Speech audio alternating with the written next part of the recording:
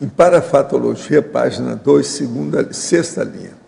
A técnica da laringosacralidade sadia, impulsionando a mental somaticidade. Na verdade, essa teática, né, a teática da laringosacralidade, o inverso também é verdadeiro. Eu acho que há um sinergismo, que é assim, se o mental soma flui, as palavras também fluem. E se as palavras fluem, o mental soma flui mais. Então, há um sinergismo entre você falar e trabalhar com as ideias, com a mental somaticidade e o inverso. Então, o ato de falar, inclusive, ele é um ato reeducativo, né? Às vezes é um ato até de cognitivo, de pensamento. A pessoa, ela pensa e, à medida que ela vai falando, ela aprofunda o pensamento.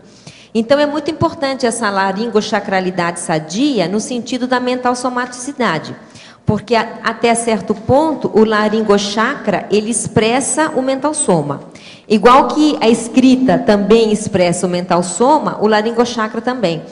Não quer dizer que se a pessoa é muito quieta, ela não tem um grande desenvolvimento mental somático, não é isso que eu estou falando. Mas é uma ferramenta. O laringochakra é uma ferramenta não só para ajudar o outro, mas também para o próprio falador, vamos dizer, a pessoa que fala, do ponto de vista da mental somaticidade pessoal.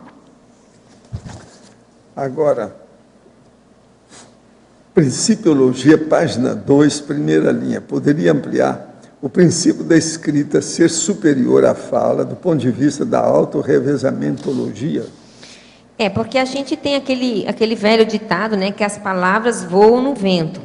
Falar é muito importante, inclusive é o tema desse verbete. Mas, do ponto de vista do autorrevezamento, não é o ideal só falar. Então, por exemplo, uma pessoa intelectual, não é ideal que ela só dê aula, palestras e cursos.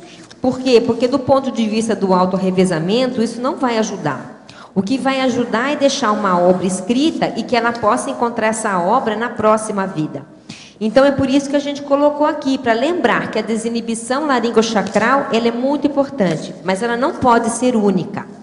A gente não pode ter, por exemplo, o ideal é que a gente não tenha, por exemplo, na CCCI, sei lá, 300 professores e 30 autores. Não é o ideal. O ideal é que a gente tenha 300 professores, 500 professores que sejam, e centenas de autores também. Porque aí essas pessoas vão estar colocando ali o seu grafo-pensene no sentido do autorrevezamento, né? E outra coisa que eu acho que é importante também é, se é que é para a gente ser agente da TARES, se é que isso faz parte da nossa PROEX, eu digo assim, da PROEX, do intermissivista, o ideal é que a gente não fique preso a uma única modalidade tarística. Por exemplo, a fala ou a aula. O ideal é que a gente seja profissional da TARES em todas as variáveis. E aí, no caso, a desinibição laringochakral, ela é super importante, mas as outras ferramentas de comunicação também. Então, não pode ser só monodotado, nesse sentido de comunicacional, né? O agente da TARES, ele tem que ser polivalente, no caso da comunicação propriamente dita. Isso tem a ver também com o que eu escrevi, a gente colocou aqui na frase enfática, né? Que a condição sadia da desinibição é meta prioritária ao intermissivista comprometido com a TARES expositiva. Interesclarecimento exige fluência nos autoposicionamentos verbais, que é no dia a dia, né? Oi.